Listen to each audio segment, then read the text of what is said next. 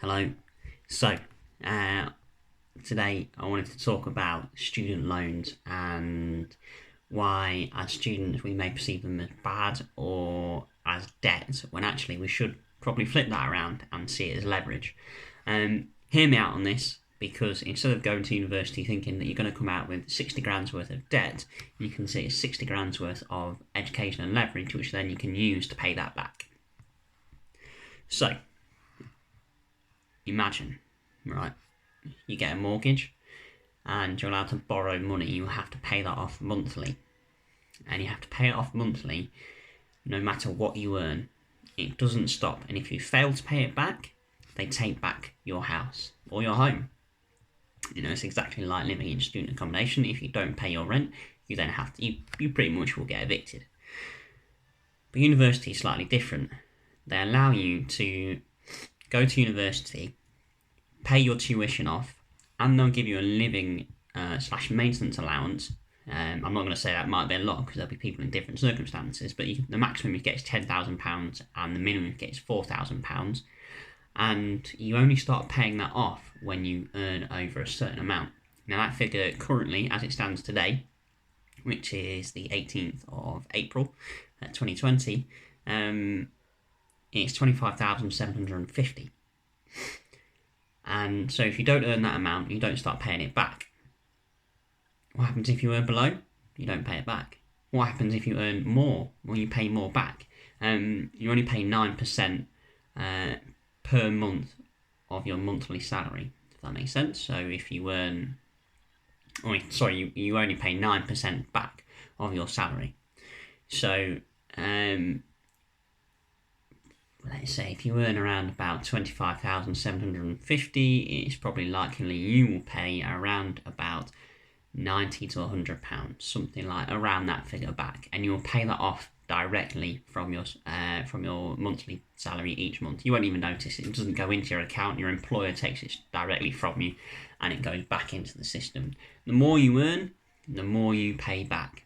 It's a percentage. And we worry about this because we go, student fees are £9,000 a year. And that number is slightly irrelevant. Bear with me, because say universities raise tuition fees to £1 million. It's extreme, but it's just for the example. And then the amount you need to earn to pay that back will have to rise. So therefore the amount you need to earn goes up. And you will still only pay 9% of that £1 million off each month. So it doesn't matter what that big figure is, you only pay 9% of it when you hit a certain amount. It does mean that if you're fortunate enough to go into the higher tax bracket, you do pay more tax. You pay an extra 9% on everything. So we pay 20%, we actually pay 29% because you plus the student fee. Your student loan and slash living maintenance allowance is included in that as well. And what they don't tell you about that is the difference between what you get at £10,000 they expect your household to make up, but they don't write that on any letter. That is why so many students have to get jobs in order to pay their rent, and currently as we're going through the pandemic, this is what's a stumbling block for a lot of students, is they can't afford their rent because they're not working. And obviously landlords aren't getting the mortgage breaks, which means they still have to cover the mortgage. But obviously something has to give somewhere. So, just to go back and summarise, it doesn't matter how much the tuition fee is. What matters is how much you pay back per month. The tuition fee can be £1 million. You'll only pay 9% of it back at any one time, per month that is, and you have to earn over a certain amount a year in order to start paying it back. As soon as you drop under that salary amount, you will stop paying it back. You will start paying it back the April after you've started university, and a staggering figure is 87% of students will not pay back their student loan. 87% will not pay back their student loan. Some may pay off the interest, only an even smaller percent of 13 will only ever pay back all their loan plus their interest. It's very rare, very, very rare. It's wiped off after 30 years. So say you graduate at 23. At 53, you'll be student loan / debt free because they wipe it off. They assume that you won't be able to pay it back, so they just erase it. Having a student loan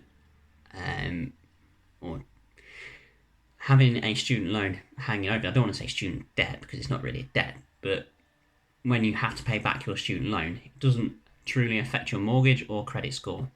Your credit score is one thing you should protect at all times because if you have a poor credit score, it stops you from getting so many things.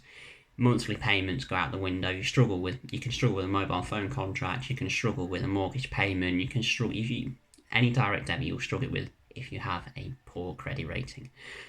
And having a student sum that you have to pay back, it doesn't really affect that, and that's a good thing.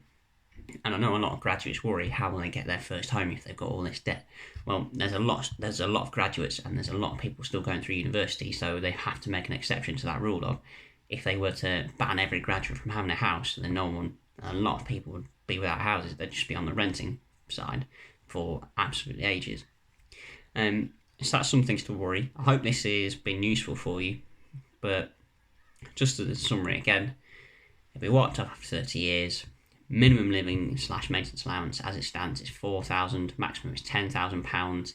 It's means tested to your household, which means that if your household earns over a certain amount, it goes down, and it's just not reliant on your parents. It's if you have, say, a vastly older brother or sister and they are classed as a household. It'll be wiped after 30 years. 87% don't, currently as it stands, 87% don't pay back their student loan. You'll only have to pay 9% back per month. It's paid directly from your pay packet or your monthly salary. It doesn't hit your account and you have to pay it. Doesn't affect your mortgage, and it doesn't affect your credit score too much. If there's anything I've missed or you have any questions or anything like that, drop me a comment below, follow me on Instagram, and I'll put loads of stories on there about it.